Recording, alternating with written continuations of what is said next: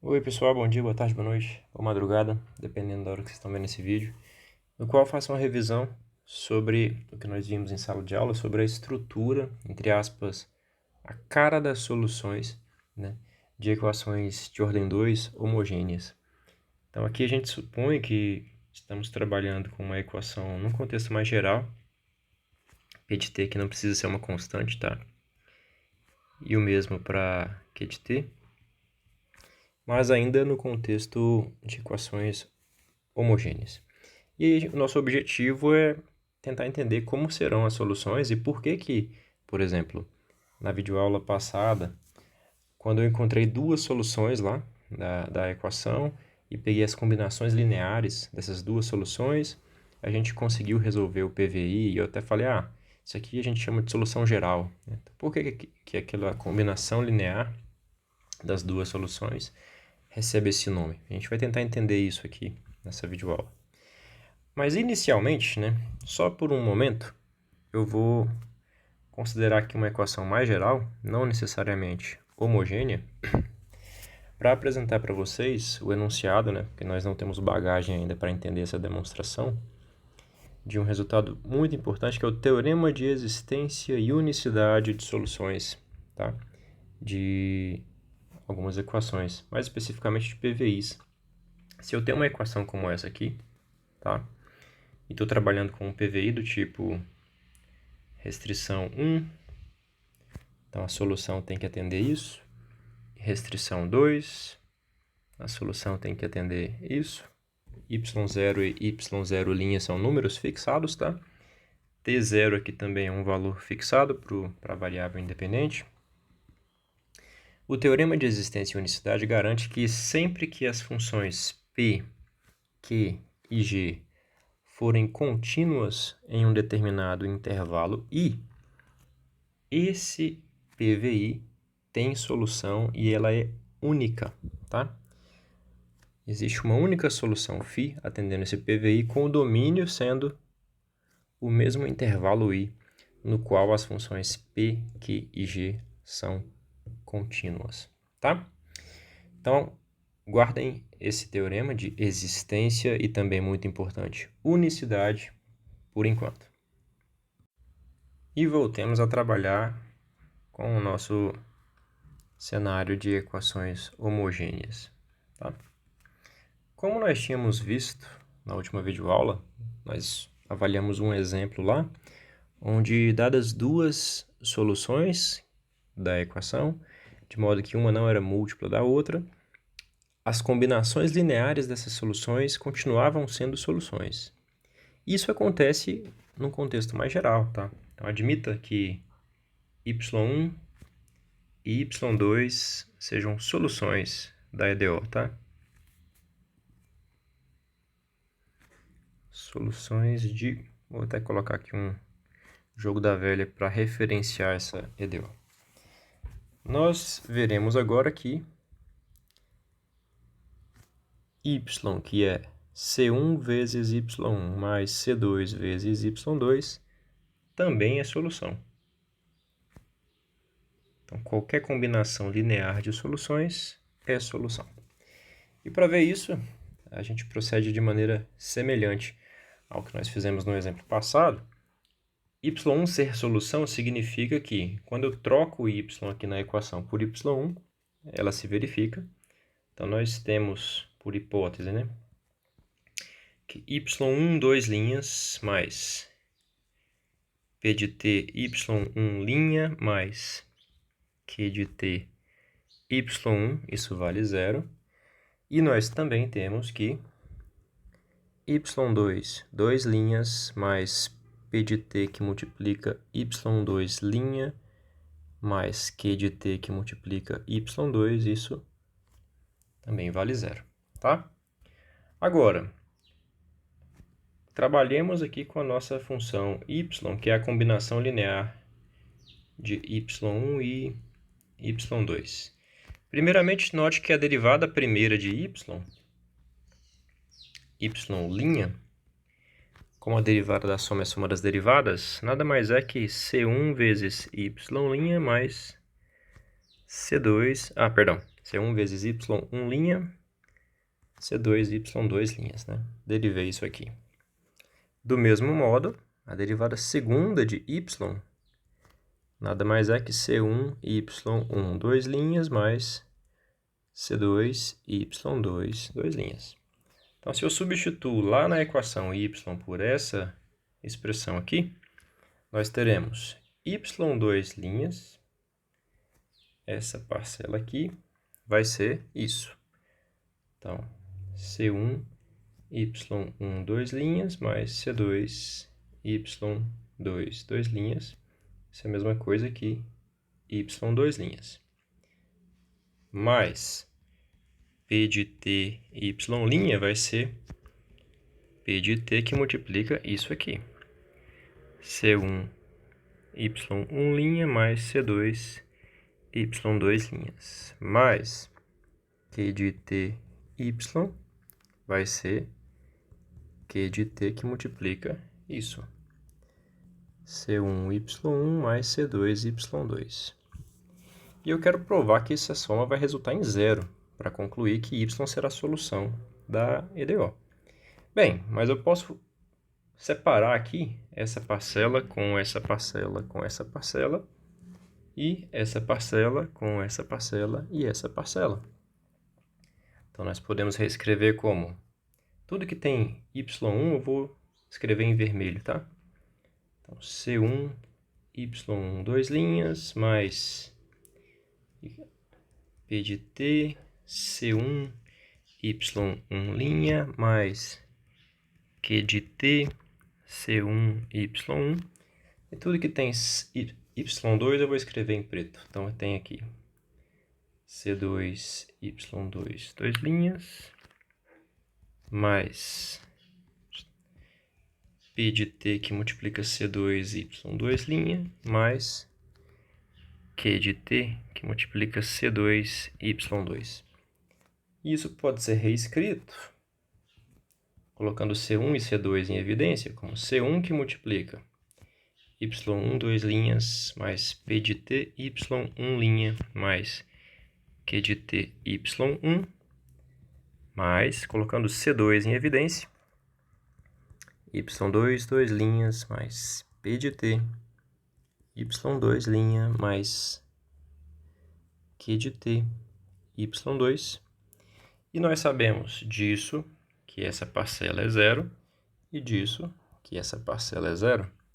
Então, de fato, o resultado é zero e nós temos que y2 linhas mais P de t, y linha mais Q de t vale zero. Então, y, essa combinação linear aqui, é a solução da EDO. Tá? Então, qualquer EDO homogênea de ordem 2, né? Se nós temos duas soluções, então quaisquer duas combinações lineares dessas duas soluções serão também soluções. Tá? Agora, imagine que nós tenhamos encontrado essas duas soluções. Temos a nossa EDO original aqui, mais P de t, y', mais Q de t, y igual a zero. Temos y1 e y2 soluções. Tá? De modo que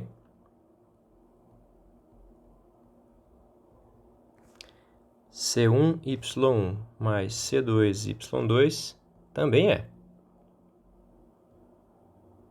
Ok? Suponha que agora a gente fixe condições iniciais e passemos a trabalhar com PVI. Então, y de t0 eu quero que seja y0, y' de t0 eu quero que seja y0'. Tá? Eu já sei que existem infinitas soluções para isso. Por quê? Para cada escolha de C1 e C2 nós temos uma solução aqui. Será que alguma dessas soluções atende essas duas restrições? Tá? Se eu conseguir resolver qualquer PVI dessa maneira, né, fará total sentido eu chamar essa expressão aqui de solução geral da equação, né? Mas, bem, o que seria uma solução desse PVI dessa forma? Eu vou procurar uma solução y, que é do tipo C1y1 mais C2y2 que atenda essas duas coisas. Então, por um lado, eu quero que y avaliado em t0 seja esse número y0, mas por outro lado eu sei que isso é C1 y1 de t0 mais C2 y2 de t0. E se essa aqui é a função y, a derivada dela vai ser C1 y1' mais C2 y2'. E eu quero que essa derivada avaliada em t0 seja y0', que é C1 y1' de t0, por causa disso, mais C2 y2' de t0. E nós obtemos um sistema linear, né? Ou seja, C1 vezes y1 de t0 mais C2 vezes y2 de t0, nós queremos que seja esse númerozinho, e C1 que multiplica y1' de t0 mais C2 que multiplica y2' de t0, nós queremos que seja esse númerozinho aqui. Esse sistema pode ser reescrito matricialmente da seguinte maneira: y1' de t0, y2 de t0, y1' de t0, y2' de t0, matriz dos coeficientes, que multiplica matriz coluna das variáveis, que eu estou buscando valores de C1 e C2 atendendo aquilo, né? Sendo igual à matriz aqui dos termos livres. E é claro que essa equação matricial, que corresponde a esse sistema, vai ter solução quando o determinante dessa matriz aqui for diferente de zero. Porque se o determinante é diferente de zero, a matriz admite inversa. Esse determinante, quando não nulo, se eu multiplicar dos dois lados, aqui vai se tornar a matriz identidade, que juntamente com essa aqui, após efetuarmos o produto, resulta, como o próprio nome diz, né? Matriz e identidade. Resulta no próprio vetor C1, C2. E do lado de cá vai ficar um produto da inversa por y0 e y0'. E ao efetuarmos esse produto, vai me dar exatamente o valor de C1 e o valor de C2. Então, se o determinante dessa matriz aqui é diferente de zero, eu consigo uma solução única C1, C2 para o sistema, ou seja, eu consigo resolver o PVI, né? Então, o que a gente está querendo é que esse valorzinho aqui seja diferente de zero. E esse valor a gente vai chamar de Wronskiano das soluções. O determinante aqui eu quero que seja diferente de zero, tá? Esse determinante coincide com y1 de t0 vezes y2' de t0 menos y1' de t0 vezes y2 de t0. Então, nós queremos que isso seja diferente de zero, e a esse determinante eu vou chamar de Wronskiano de y1 e y2 avaliado aqui em t0, tá? Então, a gente obtém meio que um resultado, né? Que é o seguinte: se eu tenho lá a EDO, y2' mais p de t y' mais q de t y igual a zero, e eu tenho que y1 e y2 são soluções, tá? Então, o PVI, que é formado pela EDO e pelas restrições y de t0 igual a y0, y' de t0, y0', esse PVI tem solução da forma C1y1 mais C2y2 se e somente se o Wronskiano, né, das soluções no ponto t0 é diferente de zero. ok? E é exatamente esse resultado aqui que nos permite, né, chamar aqui a combinação linear C1y1 mais C2y2 de solução geral em alguns casos. Que casos são esses? A gente vai provar aqui o seguinte teorema. Se eu tenho... Só um minutinho, deixa eu recapitular aqui. Se eu tenho que y1 e y2 são soluções dessa EDO, então deixa eu apagar aqui. Então, se eu tenho esse cenário, tenho um EDO e tenho duas soluções, tá? Então, todas as soluções dessa EDO serão da forma C1y1 mais C2y2, ou seja, isso aqui engloba todas as soluções, se e somente se existe algum T0 tal que o Wronskiano dessas duas soluções nesse T0 é diferente de zero, tá? Então, teorema de se e somente se. E quando existir, tá? Aí eu vou chamar isso aqui de solução geral da EDO, e y1 e y2 eu vou chamar de um conjunto fundamental de soluções, tá? Mas por que esse teorema aqui é verdadeiro? Primeiro, imagina que exista esse T0 aqui, tá? Com o Wronskiano de y1 e y2 no ponto T0 diferente de zero. E aí considere uma solução da EDO. Tá? Aí considera o seguinte PVI. A EDO, tá? Vou copiar aqui em vez de ficar reescrevendo, né?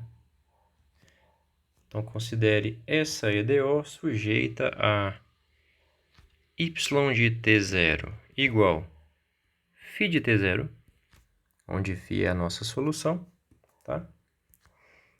E y' de T0 igual φ' de T0. Então, PVI. Nós sabemos, por conta do teorema que a gente acabou de provar, né, como o Wronskiano de y1 e y2 é diferente de zero, tá? Nesse ponto T0, eu sei que eu consigo resolver esse PVI aqui, ó. Eu consigo resolver esse PVI com uma solução do tipo C1y1 mais C2y2. Por outro lado, como φ é solução disso aqui e naturalmente atende essas restrições, né?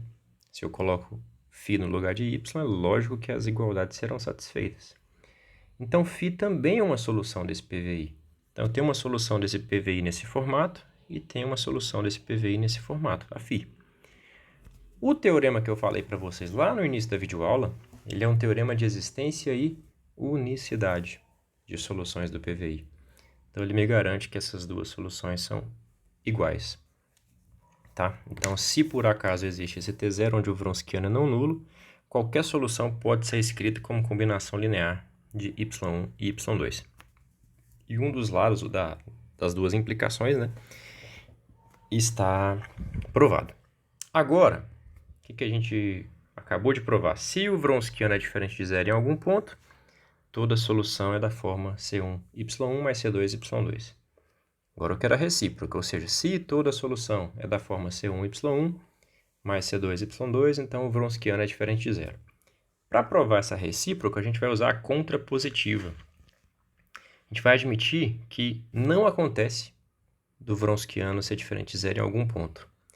E vamos concluir que existe alguma solução que não é da forma C1y1 mais C2y2. Tá? Então, admita que não existe um T0 onde o Wronskiano é diferente de zero. Ou seja, admita que o Wronskiano em qualquer t vale zero. Tá? Se o Wronskiano em qualquer t vale zero, pelo teorema que a gente provou agora há pouco, eu sou capaz de encontrar algum valor de y0 e y0', de modo que esse PVI aqui, ó, y0 de t0 igual a y0', não tem solução da forma C1y1 mais C2y2, tá? Não admite solução C1y1 mais C2y2 para alguma escolha de esses dois números e do valorzinho de t0, tá? Mas, pelo teorema de existência e unicidade de soluções, existe alguma solução para esse PVI. Então, tem alguma solução φ que não é dessa forma aqui, tá? Então, a gente tem que, de fato, isso aqui vai ser uma solução geral, ou seja, vai englobar todas as possíveis soluções da EDO, apenas quando o Wronskiano não se anular em algum ponto. Tem um resultado, né, que inclusive está no PDF, mas que eu não vou comentar, que garante que, na verdade, o Wronskiano ou ele é sempre diferente de zero, ou ele é sempre zero, tá? Então, em exercícios, basta a gente encontrar o valor do Wronskiano em algum ponto. Se ele for zero, ele vai ser zero sempre. Se ele for diferente de zero nesse ponto, ele vai ser diferente de zero sempre. E aí a gente tem essa ferramenta em mãos, tá? Então, como uma aplicação disso, consideremos uma situação do tipo EDO com coeficientes constantes, vai ser y igual a zero, tá? A equação característica sendo ax ao quadrado mais bx mais c igual a zero. E eu vou admitir que o discriminante é positivo, ou seja, eu tenho duas raízes reais. Então, temos R1 diferente de R2, raízes reais. Ok? Isso me diz que eu tenho duas soluções, y1 de t e elevado a R1t, y2 de t e elevado a R2 de t. Eu afirmo que essas duas soluções formam um conjunto fundamental de soluções. Formam um conjunto fundamental de soluções. Ou seja, vou verificar aqui que o Wronskiano delas é diferente de zero, tá? Nós temos y1' vai ser R1 e a R1t. y2' vai ser R2 e a R2t. De modo que o Wronskiano dessas duas soluções, no ponto T, é o determinante da matriz y1, y2, y1', y2', que é y1, y2' mais y2, y1', que vai ser, substituindo, e a R1t que multiplica R2 e a R2t.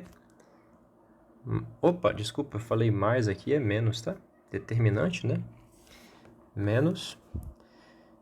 E a R2t que multiplica R1 e a R1t. Coloca e a R1t vezes e a R2t em evidência. Isso multiplica R2 menos R1. Como nós temos R2 diferente de R1, isso aqui é diferente de zero. Exponencial nunca é zero, então isso é diferente de zero. Tá? Então, como esse Wronskiano é diferente de zero, nós concluímos que C1 e a R1t mais C2 e a R2t constitui aqui a solução geral da EDO. Tá? Então, no caso de EDO homogênea com coeficientes constantes e o discriminante positivo, pronto, já sabemos como encontrar a solução geral facilmente, né? Encontramos as duas raízes reais da equação característica e elas nos retornam duas soluções que formam um conjunto fundamental de soluções, tá? Espero que isso aqui tenha ajudado vocês. Um abraço, bons estudos e até mais.